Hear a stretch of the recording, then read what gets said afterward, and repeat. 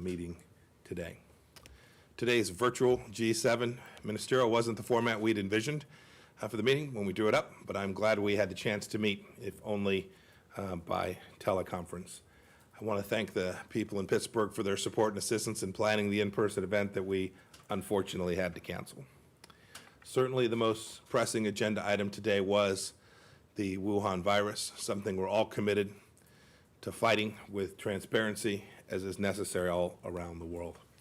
I made it clear to our G7 partners, especially to our friends in Italy and the rest of Europe, that the United States remains committed to assisting them in all ways possible. This past Saturday, the United States Air Force sent a C-130 filled with medical supplies to Italy. The U.S. military is also finalizing plans to make some of its excess medical equipment deployed there available to our Italian friends. In addition, our private businesses, scientific community, NGOs, and religious organizations are answering the call to help. Samaritan's Purse, a private U.S. charity, set up a 68-bed field hospital in Cremona, a particularly hard-hit city in northern Italy. This is the American people's famous generosity at its finest. Even as we spent substantial time on working to figure out how we would fight this virus together, we're still keeping our eye on the ball and the other great challenges around the world, which I've grouped into categories. First, we spent a substantial amount of time on threats posed by authoritarian states. The Chinese Communist Party poses a substantial threat to our health and way of life, as the Wuhan virus outbreak clearly has demonstrated. The CCP also threatens to undermine the free and open order that has underpinned our mutual prosperity and safety in the G7 countries. I urged every one of the countries to work together to protect the UN and other organizations from its malign influence and authoritarianism. We G7 countries must promote our shared values of freedom, sovereignty, good governance, transparency, and accountability, and push the UN to uphold these principles as well. The group also spoke a great deal about Russia and holding it accountable for its aggression in Ukraine. Real progress on eastern Ukraine must begin with Russia honoring its commitments under the Minsk agreements. I also reiterated the simple truth: Crimea is Ukraine. The United States will never recognize Russia's attempted annexation. We spent time, too, talking about another group of challenges posed by unlawful proliferation. On Iran, I thank countries for the regime, holding the regime accountable for the malign activity through actions like banning Mahan Air and designating all of Hezbollah and other Iran-backed terror groups as terrorist organizations. Our pressure campaign remains designed to induce Iran to act like a normal country. I urged our G7 partners to go further in joining us, and they should especially stand with the U.S. in ensuring that Iran never obtains a nuclear weapon. Similarly, the G7 and all nations must remain united in calling on North Korea to return to negotiations and stay committed to applying diplomatic and economic pressure over its illegal nuclear and ballistic missile programs. Another task before us that we discussed at length was to resolve long-standing conflicts on Afghanistan. We discussed the peace process. I updated them on my recent visit and how we can make intra-Afghan negotiations truly successful. We also spent time discussing Syria, where Russia, the Iranian regime, Hezbollah, and the Assad regime are threatening Europe with a humanitarian disaster and preventing a political solution in accordance with UN Security Council Resolution 2254. We spoke on Libya. Leaders there must exercise restraint and de-escalate and reject toxic foreign interference and engage seriously in UN-mediated discussions to determine Libya's future. And on Burma, the group was united in support of Burma's democratic transition, economic reforms, and efforts to resist malign influences. Burma must resolve the Rakhine State crisis, ensuring and including justice for victims of atrocities and accountability for those responsible, including senior military leaders. And finally, we agreed to keep fighting vigorously against terrorism. Terrorist attacks by ISIS, like the one I opened my conversation with today, and Al-Qaeda are increasing in the Sahel. The region needs better governance and burden sharing from our partners, both in the region and globally, to restore peace and stability. Signatories to the Algiers Accord for Peace and Reconciliation in Mali must fully implement that agreement. Even when we were unable to meet in person, we had a successful visit. And the Trump administration remains devoted to our allies and partners and working with them in these kinds of productive multilateral formats. And with that, I'm happy to take a few questions. Thank you, Mr. Secretary. Yes. Following up on your comments today about the G7 and looking ahead to the G20 talks virtually tomorrow that the Saudis are hosting, what is your message in China? Is it time to cooperate with them, perhaps, on the virus, or to confront them? You mentioned that the United States is committed to assisting its G7 partners. What about China? They're giving lots of aid in terms of masks, et cetera, around the world. Do you see that as a positive? Do you see that as something that we should be wary of? And would the U.S. itself be willing, perhaps, to accept assistance? Peter Navarro said perhaps we would be. If I could just follow up on one point on that. The German magazine Der Spiegel was saying that at the G7 that you wanted them to use the term Wuhan virus. And that perhaps caused some rift among the partners. Is that the case? And do you believe that the nomenclature is that important that needs to be an international document? Thanks.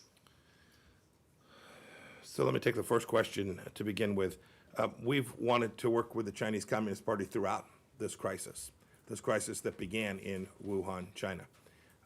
We tried, you'll remember from the opening days, to get our scientists, our experts on the ground there so that we could begin to assist in the global response to what began there in China, but we weren't able to do that. The Chinese Communist Party wouldn't permit that to happen.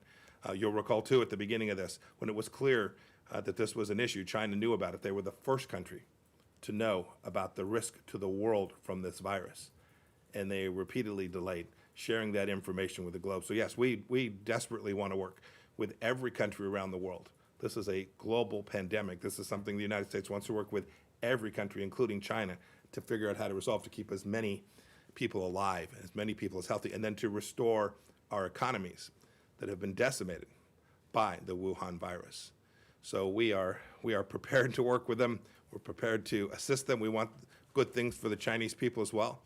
This activity resulted in the deaths of lots of people in China as well. It's not just been something that is extraterritorial to China, but it's really important that we make sure we get this right. There was a lot of discussion today amongst the G7 about the intentional disinformation campaign that China has been and continues to be engaged in. You see it in the social media, you see it in remarks from senior people inside the Chinese Communist Party talking about whether this was a U.S. brought to China. I mean, this is crazy talk. And every member of the G7 today saw that this is disinformation campaign. China now making small sales of product around the world and claiming that they are now the white hat in what has taken place here. This isn't a time for blame. This is a time to solve this global problem. We're focused on that today. It's where the G7 members spent all of their time. But every one of the nations that was at that meeting this morning was deeply aware of the disinformation campaign that the Chinese Communist Party is engaged in to try and deflect from what has really taken place here. And with respect to the statement, I always think about these meetings, the right answers to make sure we have the same message coming out of it. I'm confident that when you hear the other 6 foreign ministers speak, they will have a common understanding of what we talked about today. And we will talk about the things that we have agreement on, and I'm sure they'll express a handful of places like the JCPOA where we have tactical differences about to achieve our strategic outcomes. Make no mistake about it, everyone in that meeting this morning was very focused on making sure that we not only solve the health crisis associated with the Wuhan virus, but also the economic challenges that face the globe as we confront it as well. Marsha. On Afghanistan. Yes, sir. On Monday, in your written statement, you said that the United States would immediately reduce assistance to Afghanistan by $1 billion. One, what exactly are you cutting?